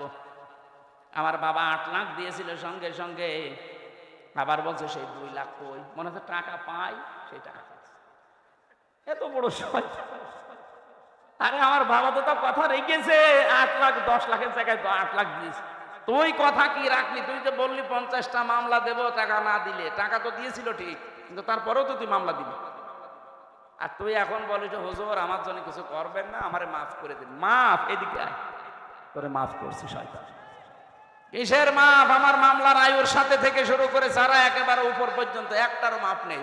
আগে টাকা ফেরত দেবেন, ক্ষতিপূরণ দেবেন, আর আমার মতো 3 বছর জেলে থাকবে, তারপরে আপনার জনবাকুন সব মাফ হয়ে যাবে। তাছাড়া আমি হাজী সাহেব হয়ে বসে আছি, কাবা শরীফের গেলাপ ধরে কাঁদলেও মাফ হবে না। আমি আশা করি কথা বোঝাতে পেরেছি। এরপরেও যদি কেউ না বোঝার ভান করে থাকেন, এদিকে আসেন, রংপুরের মানুষ ঝাউড়ি কোদাল দিয়ে বোঝাচ্ছে। আপনারে আর বুখারী শরীফ কোরআন শরীফ দিয়ে হবে না, বাকারি শরীফ লাগবে।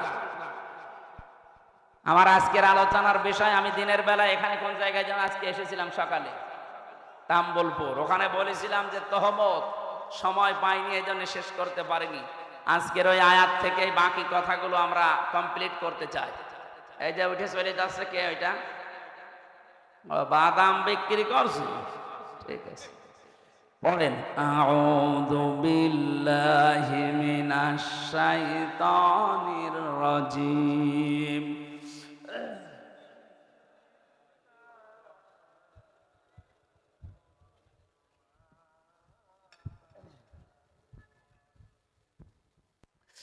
ওয়াইলুল লিকুল্লি হুমাযাতিল লুমাযা।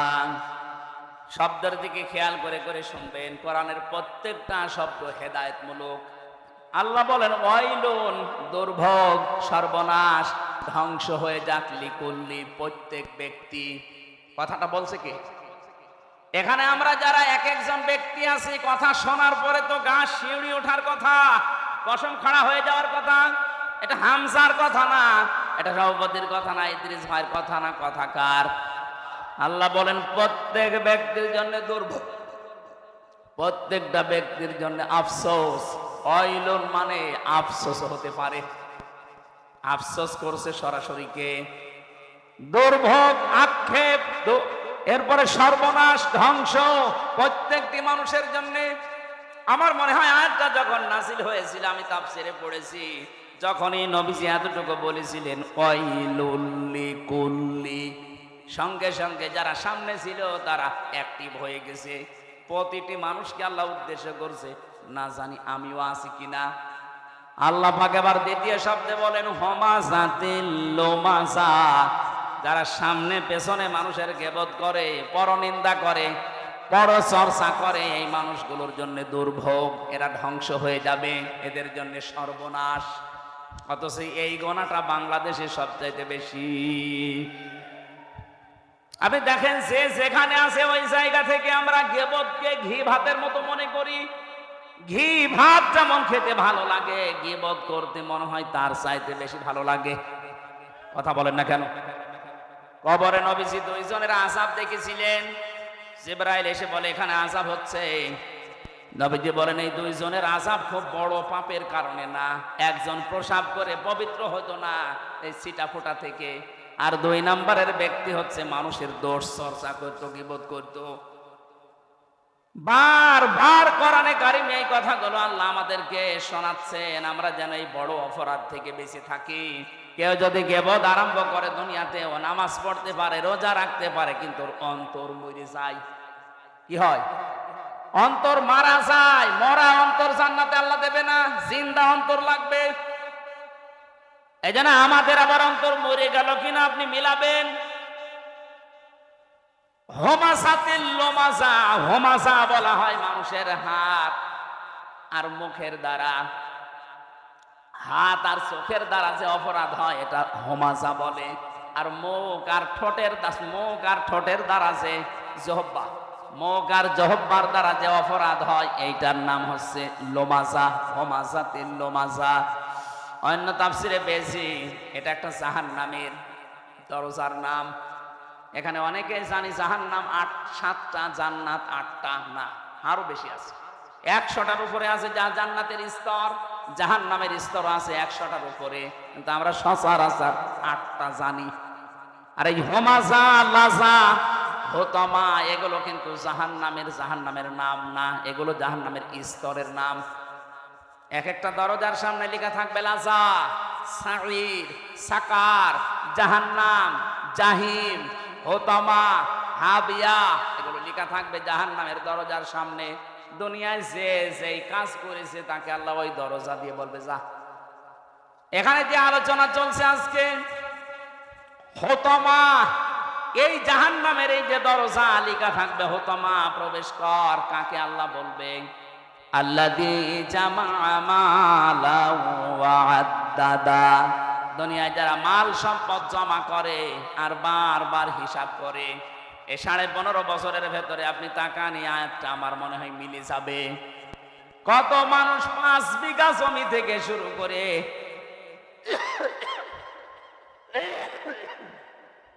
700 বিঘা পর্যন্ত জমি বানিয়েছে 5 বছরে। আমি পটুয়াখালী একজনের নাম জানি, মারা গেছে লোকটা, এই জন্য বললাম না। ও নির্বাচনের আগে মাত্র 5 বিঘা জমির মালিক ছিল। 2 বারের এমপি লোকটা 700 কত বিঘা জমির মালিক। আপনার জমি লাগে কত? একটা মানুষের চলতে জমি লাগে কত বলেন তো? একজনেই যদি 750 বিঘা জমির মালিক হয়, বাকিও জেলায় আর মানুষ নেই। মাল সম্পদ যারা জমা করেছিলেন আর বারবার গণনা করেছিলেন, কি হয়েছে বলেন তো? কোরআনে কারীম জানিয়েছে কাল্লা, কখনোই না, ইন্নাহা লাযা, করে আমি লাজায় দেব। নাযাতাল লিশাওয়া তাদউ মান আদবারা ওয়া তাওয়াল্লা ওয়া জামাআ ফাআওয়া। লাজার ভেতরে যারা প্রবেশ করানো হবে, সঙ্গে সঙ্গে চামড়া খসে যাবে। কি খসবে? আমি আলু ছড়ানো দেখেছি জেলখানায়। আলু ছড়ায় কি করে? এটা হাত দিয়ে এভাবে না, মেশিনের ভেতরে ধরলে আলু চুলে যায়। একটু মেশিনের সামনে ধরবেন, আলু পুরা পরিষ্কার করে চামড়া ছিলে দেখাবে পুরাটা পাল্টিয়ে গেছে। আমি ওই জায়গা থেকে দেখেছি জাহান্নামের আয়াতটা, নাযাতাল লিশাওয়া, লাজায় আল্লাহ মানুষকে দেওয়ার সঙ্গে সঙ্গে তার চামড়াটা আল্লাহ আগে খুলে দেবে। এই জাহান্নামে লাজা কাদেরকে ডাকবে জানেন? তাদউ মান আদবারা ওয়া তাওয়াল্লা, তাদেরকে ডাকবে যেই মানুষগুলো দুনিয়াতে সত্য আহ্বান জানার পরও মুখ ফিরিয়েছিল। আর এটা, এই রোগটা এই দেশে বেশি, কারণ এই দেশের মতো কোরআন দিয়ে ডাক দেওয়া পৃথিবীর কোনো দেশে নেই। এত মাহফিল, এত তাফসীর, এত ওয়াজ, এত খানকা, এত ইসলাহী অনুষ্ঠানগুলো হচ্ছে, মানুষকে তো ডাক দেওয়া হয় সত্যের দিকে, আমার বাবার দিকে তো আমি ডাকছি না। কথা বলেন না কেন? আমার কোনো লাভ আছে আমার বাবার দিকে ডেকে? আমি তো ডাক দিয়েছি কোরআনের দিকে। যারা জমা করছেন মাল সম্পদ আর পঞ্জীবিত, এগুলো খালি হিসাব হিসাব হিসাব করে রাখেন, আপনাকে কিন্তু হোতামায় যাওয়া লাগবে।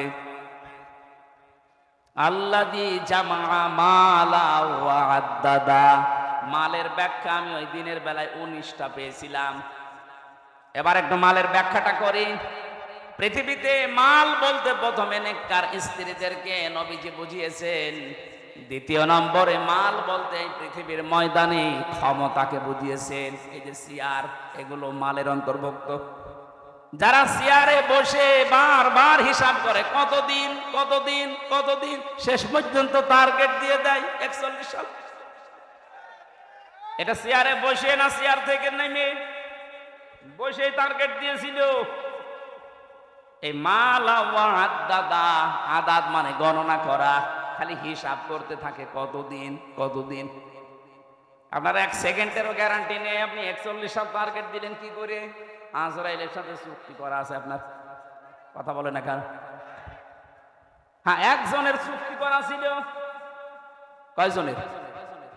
একজন মানুষের চুক্তি এই পৃথিবীতে করা ছিল, তার কাছে ওই সময়ের আগে আজরাইল আসে নাই। একবার এসে গিয়েছিল, সে বলেছিল না আপনার ভুল হচ্ছে।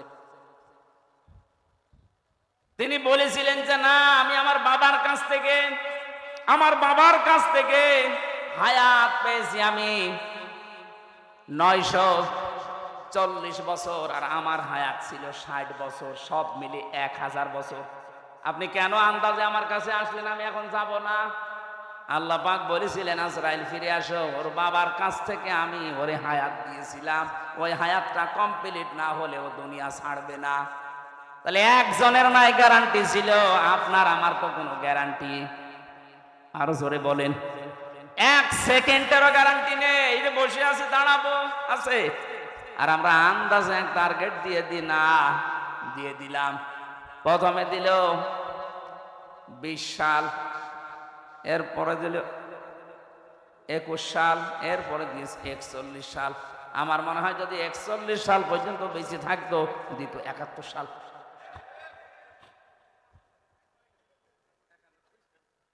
না, এগুলো আপনি হাসির ছলে নিবেন না। মাল সম্পদের ভেতরে প্রথম নম্বরে নেককার মহিলাকে মাল বলা হয়, উত্তম মাল এটা। 2 নম্বরে ক্ষমতার চেয়ারকে মাল বলা হয়। 3 নম্বরে অর্থ কড়িকে মাল বলা হয়। 4 নম্বরে যুদ্ধের অস্ত্র শস্ত্রকে মাল বলা হয়। আমি এরকম 19টা পড়েছি তাফসিরের ভেতরে। যারা এগুলো পায় দুনিয়ায় আর জমা করে আর মনে করে এগুলো আমার কাছে স্থায়ীভাবে থাকবে, ইয়াহসাবু আন্না মালাহু আখলাদা, ও মনে করে আমার এই সম্পদ, আমার এই ক্ষমতা, আমার এই প্রভাব প্রতিপত্তি, আমার এই জমি জায়গা, আমার এই অস্ত্র শস্ত্র আমাকে চিরস্থায়ী করে রাখবে। আখলাদা। যারা এই ধারণা করেছিল তাদেরকে চিরস্থায়ী করে কোনো সম্পদ রাখে নাই। আবুল আহাবের কথা আল্লাহ কোরআনে দিয়েছেন, তাব্বাত ইয়াদা আবি লাহাবিন ওয়া তাব্বা মা আগনা আনহু মালুহু ওয়া মা কাসাব। ধ্বংস হয়ে যাক আবুল আহাব, তার 2 হাত সহ, এবং সে নিজেও, এবং সে ধ্বংস হয়েছে। ওয়া তাব্বা মা আগনা আনহু মালুহু ওয়া মা কাসাব। তার যে অর্থ সম্পদ, টাকা পয়সা যা সে উপার্জন করেছিল, একটাও কাজে আসে নাই। যারা মনে মনে করেন ক্ষমতা আমাকে চিরস্থায়ী করে রাখবে, চিরস্মরণীয় করে রাখবে, আমি মারা যাওয়ার 500 বছর পরও আমার আলোচনা হবে না, আল্লাহ বলেন ওই সম্পদ তোকে চিরস্থায়ী করবে। এটা ভুল ধারণা। কাল্লা, কি বলছেন? কাল্লা, কাল্লা মানে কল্লা। কাল্লা, কখনোই না। লায়ুম বাদান্না ফিল হুতামা, তোকে আমি হুতামায় দেব। কোন জায়গায়? হুতামা কি? নারুল্লাহিল মুকাদা, এটা আল্লাহর জ্বালানো আগুন। প্রশ্ন আসতে পারে জাহান্নামের অন্যান্য আগুনগুলো আল্লাহ জ্বালায়নি, জ্বালিয়েছে, কিন্তু এটা বেশি জাল দেওয়া। নারুল্লাহিল মুকাদা আল্লাতী তাত্তালিউ আলাল আফইদা। অন্য জাহান্নামে গেলে আগে কলিজা পড়বে, কথা আমি পাইনি, কিন্তু হুতামায় গাওয়ার সঙ্গে সঙ্গে আগে মানুষের কলিজা পুড়ে শেষ হয়ে যাবে। আল্লাহ যেন প্রশ্নবোধক চিহ্ন দিয়েছেন, আমা আদরাকা মাল হুতামা। নবী আপনি জানেন এই হুতামা কি? এ হুতামার পরিচয় এটা আল্লাহ নিজে যেহেতু চালিয়েছে, এখানে কেউ পড়লে আগে কলিজা পড়বে। পৃথিবীর আগুনের সিস্টেম হচ্ছে যেখানে লাগে ওই জায়গা পুড়ে যায়। আপনি হাত দেবেন, এভাবে হাত পুড়ে যাবে, কলিজা পুড়বে না? পুড়বে। কিন্তু জাহান্নামে হুতামা যেটা, আল্লাহ যে আগুন জ্বালিয়েছে, এই আগুনে যেখানেই লাগবে আগে কলিজা পুড়বে।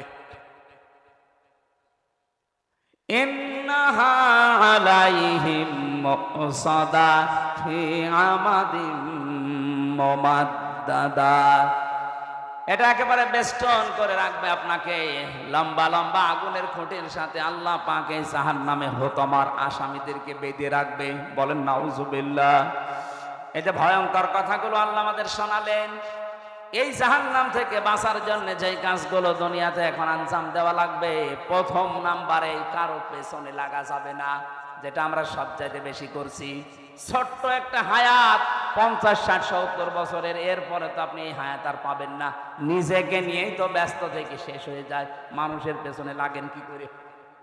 কথা বলে না কেন? আর ফেসবুকটাই দেখেন, এ ওর পেছনে, ও ওর পেছনে সময় দিচ্ছে, অথচ নিজের কোনো চিন্তা নেই। নিজের চরিত্র যে কত খারাপ, শয়তান পর্যন্ত চরিত্র দেখলে হাসে, আর অন্যের পেছনে লেগে সময় নষ্ট করছে। হাম্মাজিম মাশাইম বিনামিম। আল্লাহ পাক বলেন যে মানুষটা নিজের দোষ নিজে দেখে না, অন্যের দোষগুলো অনুসন্ধান করে, আর মানুষকে এই প্রতিপন্ন করার জন্য শুধু দোষ খুঁজে বেড়ায়, এই মানুষটা হচ্ছে জাহান্নামে হতমার আসামি। বাংলাদেশে যত মানুষ জাহান্নামে আমরা যাব, সবচেয়ে বেশি আমার মনে হয় যাওয়া লাগবে হতমায়। কথা বলেন না কেন? আজকে থেকে সিদ্ধান্ত নিয়ে যাবেন, দুনিয়া একদিকে চলে যাক, কারো পেছনে না, আমার নিজেরটা আমি নিজে দেখি একটু। আমি যা তৈরি করেছি এই 50 বছরে, আমার তো 33 বছর, এই 33 বছরে আমি যা করলাম, এখনই যদি মারা যায়, আল্লাহ যদি আমার হাত ধরে সামনে দাঁড় করিয়ে বলে, হামজা বল, 33 বছরের একটা জীবন দিয়েছিলাম, পাই টু পাই হিসাব দিয়ে যা। 33 বছর না, 33 ঘন্টার হিসাব দেওয়া তো সম্ভব না। আপনি কোন কারণে মানুষের পেছনে লেগে সময় নষ্ট করেন? মিজানুর রহমান আজহারি ভাই সবচেয়ে যেটা বেশি বলতেন, যে মানুষের পেছনে লেগে সময় নষ্ট করে কোন কারণে? নিজের পেছনেই তো সময় দেওয়ার সময় পাইনি। ছোট একটা জীবনে নিজের পেছনে সময় আমার নেই। আমার বিশাল কাজ পড়ে আছে, আমি পেছনে তাকাবো, মানুষের পেছনে লাগবো কোন কারণে? এজন্য আমাদের আজকে সিদ্ধান্ত নিয়ে বাড়ি যাওয়া লাগবে। এই গীবত, এটা ঘি ভাতের মতো, এটা মেয়েদের ভেতরে সবচাইতে বেশি। কোন এলাকায় যদি গীবতের মতো এই গোনা চালু হয়, নবীজি জানিয়েছেন ওই এলাকার মানুষের দোয়া কবুল বন্ধ হয়ে যায়। আপনি খেয়াল করেছেন? এখানেও যদি কেউ গীবতকারী মানুষ থাকেন, এর কথা ওর কাছে লাগানো, ওর কথা ওর কাছে লাগানো, মানুষকে ছোট করার জন্য, হেই প্রতিপন্ন করার জন্য ফেসবুকে কোনো স্ট্যাটাস ছেড়ে দিয়েছেন, তাহলে আপনি থাকাকালীন এই মাহফিল কবুল হবে না। আপনি চলে যান ভাই, যান যান, ওই যে একদম চলে যাচ্ছে, যান তাড়াতাড়ি যান, যান চলে যান। মোসানবের জামানায় এক মহিলা এই কাজ করতো, শুধু তালাতালি করতো, এর কথা ওর কাছে লাগাতো, মানুষকে ছোট করার জন্য তার দোষ খুঁজে বেড়াতো। একবার মোসানবীর জামানায় পানি বন্ধ হয়ে গেল, বৃষ্টি। উনি চাটিয়াল ময়দানে উম্মতদেরকে নিয়ে দোয়া করলেন, আল্লাহ বৃষ্টি দাও। আল্লাহ বলেন না, বৃষ্টি হবে না। উনি না ছড় বান্দা বলে বৃষ্টি হবে না মানে এগুলো নাই, আমার উম্মত, আমার মায়া লাগে। তোমার তো বান্দা, তুমি বানিয়েছো, তোমার মায়া লাগে না? আল্লাহ বলেন লাগে, বৃষ্টি দেব না। কেন? কারণ এর ভেতরে একজন মহিলা আছেন নামিমা, যে তালাতালি করে, মানুষকে ছোট করার জন্য মানুষের কথা লাগিয়ে বেড়ায়, দোষ অনুসন্ধান করে। ওই মহিলা যতক্ষণ আছে ততক্ষণ দোয়া কবুল হবে না, তুমি নবী দোয়া করলেও না। হযরত মুসা বলেছিলেন, আল্লাহ তুমি শুধু ওই মহিলার নাম বলো, দেখো কি করি। পরে ঘাড় ধরে বের করে দেবো এই দরবার থেকে। আল্লাহ পাক বলেন, না, আমি নাম ধরা পছন্দ করি না, তবে এক কাজ করো, তুমি মিলে সবাইকে নিয়ে তওবা করো। ওই মহিলাও তওবা করবে, তারপরে দেখা যাক। তিনি আসলেন ময়দানে, বললেন, উম্মতেরা দোয়া কবুল হবে না, 100 বার না। এখানে একজন নামিমা আছে, তালাতালি করা মহিলা আছে, কিন্তু কে আছে এটা আমি জানি না, তবে আছে। এখন আমরা দোয়া করব, কিন্তু আগে তওবা করে নেই। যদি ওই রকম কেউ থাকেন আমার সাথে, সেও যেন তওবা করেন, নয়তো চলে যাবেন। হযরত মুসা তওবা 3টা শর্ত দিয়ে তওবা করলেন। প্রথমে স্বীকার করলেন আমরা অপরাধী, 2 নম্বরে অনুশোচনা করলেন, অনুতপ্ত হলেন, 3 নম্বরে বললেন এই কাজ জীবনে আর রিপিট করা যাবে না। 3টা শর্ত মেনে তওবা করার সঙ্গে সঙ্গে দেখা গেল আল্লাহ বৃষ্টি দিয়েছেন। মুসা নবীর মতো মানুষ, শুধু একজন তালাতালি করা মহিলা আছে, এই জন্য দোয়া কবুল হচ্ছে না। আর আমাদের এখানে কত মানুষ এই পাপে পাপি বসে আছি আমরা, আমাদের দোয়া মাঠে মারা যাবে।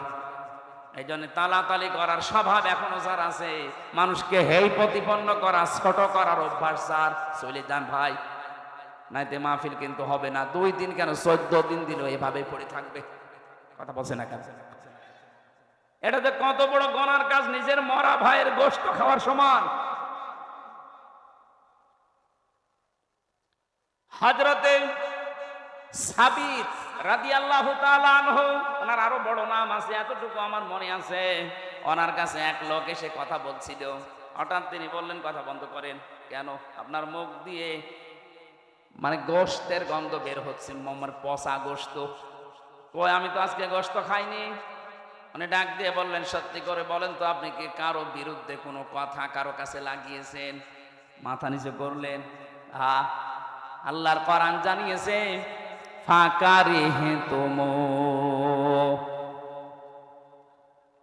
ইন তাজতানিবু ইয়া আইয়ুহাল্লাযীনা আমানু জতানিবু কাসীরাম মিনাজ যন্নি ইন্না বা'দাজ যন্নি ইসমু ওয়া লা তাজাসসু ওয়া লা ইয়াগতাব বা'দুকুম বা'দা আইয়ুহিব্বু আহাদুকুম আইয়াকুলা লাহমা আখিহি মাইতান ফাকারিহতুমু।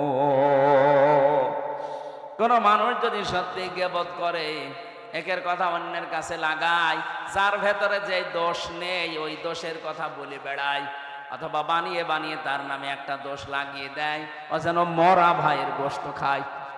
অথচ তোমরা সবাই এই কাজটা অপছন্দ করো, তারপরও দুনিয়ায় করো। আমরা যেহেতু এই কাজ অনেকে আসি, আজকে তওবা করে বাড়ি যাব, জীবন চলে যাক, আমি গীবত করব না। কথা বলে না কেন? গীবত থেকে মুক্ত হওয়া যাবে না। গীবত যদি চালিয়ে যান, তাহলে আপনার অন্তর কিন্তু মরে যাবে। যতই নামাজ পড়েন, জিকির করেন, আর অন্তর চালু হবে না। জাগ্রত হওয়ার জন্য গীবত এই মুহূর্ত থেকেই বন্ধ। প্রশ্ন আসতে পারে, আমরা যে এতক্ষণ কথা বলেছি অনেকের নামে গীবত না, কয়েক জায়গায় কথা বললে গীবত হয় না। কথাগুলো বুঝতে হবে। যেই সন্তান সমর্থ আছে কিন্তু টাকা পয়সা মা বাবাকে দেয় না, তাদের পেছনে খরচ করে না, তাদের সেবা যত্ন করে না, এরকম সন্তানের নাম ধরে মানুষের কাছে বলা যায় যাচ্ছে। কথা বোঝাতে পারিনি। যেই মানুষটার সামর্থ্য আছে মা বাবার খেদমত করা এবং তাদের পেছনে খরচ করার তার সামর্থ্য আছে, এরপরেও যদি কোনো মানুষ, কোনো সন্তান মা বাবার খোঁজ খবর নেয় না, তাদের পেছনে খরচ করে না, তাদের সাথে ভালো ব্যবহার করে না, তাহলে ওই সন্তানের নাম ধরে জাতিকে সতর্ক করা যায় যে এই লোকটা কেমন, কিন্তু এরকম, এর সাথে কিছু করলে হিসাব নিকাশ করে করবেন। দ্বিতীয় নম্বর, কোন জালেম বাদশাহ, জালেম অভিভাবক, জালেম দায়িত্বশীল, তার জুলুম থেকে জনগণকে সতর্ক করার জন্য তার নাম ধরে কথা বলা যায় যাচ্ছে। এই দুইটা, আমি এই দুইটাকে ব্যাখ্যা করে আরো দুইটা পেয়েছি, অন্তত এই দুইটাই শোনেন। যেই সন্তান তার মা বাবার খোঁজ নেয় না, সামর্থ্য থাকার পরেও তার নাম ধরে জাতিকে সতর্ক করা যায়, কারণ জাতি না বুঝে তার সাথে আত্মীয়তা করতে পারে, লেনদেন করতে পারে, শেষে সেও ধরা খাবে। যে তার মা বাবারই খোঁজ নেয় না, সে আপনার সাথে কি খোঁজ খবর রাখবে? দুই নম্বরে, এই পৃথিবীর ময়দানে যেই মানুষগুলো জালেম অভিভাবক হতে পারে, প্রশাসনে, বিচার ব্যবস্থায়, ক্ষমতায় যারাই আছে, এমনকি মা বাবাও হতে পারে, কোন জালেম সম্পর্কে জাতিকে সতর্ক করার জন্য তার নাম ধরে কথা বলা যায় যাচ্ছে। এই দুইটা বাদ দিয়ে বাকি কোন জায়গায় আপনি গীবত কারো জন্য করতে পারবেন না। আর আমরা এই দুইটা সামনে রেখে কথা বলি, আন্দাজে বলি না। আমি আবার বলছি, আমি সহ যারা এসেছি, আর যাই করি গীবতের এই গুনাহ যেন আমলনামায় না থাকে। আপনি যার গীবত করবেন ওর গুনাহগুলো অটোমেটিক আপনার আমলনামায় চলে আসবে, আর আপনার যা সওয়াব ছিল ওর আমলনামায় চলে যাবে। এরকম পাগল দেশে আছে, আছে মানে আমরাই। আল্লাহ আমাদের হেফাজত করুন, আমিন। বারাকাল্লাহু লানা ওয়া লাকুম ফিল কোরআনিল আযীম। আমার লিখিত বই কারাগারে বসে লিখেছিলাম, 2-3 দিন আগে বের করেছি, ওটা নিয়ে যাবেন যাওয়ার সময়। ব্যাগ যারা নিয়ে গেছেন, এই ব্যাগের ভেতরে আরো টাকা নেবেন। ও ব্যাগ ছাড়েননি, ব্যাগ মনে হয় ছাড়া হয়নি। যারা নিয়ে যাচ্ছে ওনাদের কাছে নিয়ে যাই, মোনাজাত করে যাবেন। আমি মুসাফির অবস্থায় আছি। মহিলা মানুষের মুখে দাড়ি হলে করণীয় কি? চিকিৎসা করাবেন না কেটে ফেলবেন? মতিউল ইসলাম ডাবলু লন্ডন প্রবাসী 24 শতক জমি দিয়েছে, 2 লাখ টাকা দিয়েছে। মারহাবা, আল্লাহ যেন কবুল করেন এই গোরস্থানের জন্য। যারা 1 লক্ষই তো সব দিয়ে দিয়েছে, আবার কি লাগবে? এরপরও আপনারা যারা টাকা পয়সা এই গোরস্থানে আপনাকে শোয়া লাগবে, এখান জন্য যারা নিয়ে এসেছিলেন কমিটির কাছে জমা দিয়ে দেবেন, আর আগামীতে রাত 9টার ভেতরে মাহফিলে আমার তুলে দেবেন। আল্লাহুম্মা আমিন। লা ইলাহা ইল্লা আনতা সুবহানাকা ইন্নী কুনতু মিনাজ জালিমিন। এই মোনাজাতটা করেন, বসেন। আর দোয়া ও মকফল ইবাদা, ইবাদতের মগজ হচ্ছে দোয়া করা। বসেন, মোনাজাতটা করেন, তারপরে বাড়ি যান। লা হাওলা ওয়ালা কুওয়াতা ইল্লা বিল্লাহিল আলিয়্যিল আযীম। রব্বুল আলামিন 2 দিন ব্যাপী তাফসীরুল কোরআন মাহফিলে রংপুরের এই ময়দানে কোরআনে কারীম সূরা হুমাযা থেকে কয়েকটা কথা বলেছি। 15টা অসুখের কারণে মানুষের অন্তর মরে যায়, তার ভেতরে একটা হচ্ছে গীবত। আল্লাহ গীবত থেকে বেঁচে থাকার তৌফিক আমাদেরকে দান করো। মা বোনদের ভেতরে রোগটা বেশি, আল্লাহ মেয়েদেরকে তুমি নিজে হাতে বাঁচাও, তাদের জীবনে যেন গীবতের মতোই কই মারাত্মক গোনাটা না থাকে। আলোচনায় যারাই আমরা আঞ্জাম দিয়েছি আজকের এই ময়দানে, এ বিশাল প্যান্ডেল যারা সাজিয়েছে কোরআনের প্রসারে প্রসারে, যে মানুষগুলো চেষ্টা চালিয়েছে, এদেরকে কোরআনের জন্য কবুল করে নাও। কত মানুষ দূর দূরান্ত থেকে এসে বসে আছে, আল্লাহ যার মনের ভেতরে যে জায়েজ কামনা বাসনা আছে পূরণ করে দাও। মাহফিল বাস্তবায়ন করার জন্য যে সেইভাবে এগিয়ে এসেছে, তোমার রহমত ওইদিকে ওইভাবে এগিয়ে দাও। মাহফিলের সভাপতি, প্রধান অতিথি, বিশেষ অতিথি যারা এসেছে, কোরআনের ইজ্জতে তাদের হেদায়েত দিয়ে দাও। আল্লাহ তাআলা আমার কণ্ঠটা তুমি ছেড়ে দাও, কথা বললে আমার কণ্ঠে ব্যথা হয়ে যায়। আল্লাহ তুমি এ রোগ থেকে আমাকে মুক্তি দাও। জালেমদের জেলখানায় থাকার কারণে আমার বহু রোগ শরীরে বাসা বেঁধেছে। ওয়াইদা মারিদতু ফাহুয়া ইয়াশফিন, আমি যখন অসুস্থ হই তুমি তো আমাকে শেফা দান করো। ইব্রাহিম নবীর দোয়া আমরা সবাই মিলে দোয়া করছি, যারা অসুস্থ হয়েছি শেফা দিয়ে দাও। এই গোরস্থানে যারা ঘুমিয়ে আছে কিয়ামত পর্যন্ত এদেরকে মাফ করে দাও। এখানে যারা আছে এরা আমাদের অনেকের আত্মীয় স্বজন, মা বাবা, ভাই বোন, স্ত্রী পুত্র আছে, এদের হাতের ওসিলায় এই কবরগুলোকে জান্নাত বানিয়ে দাও।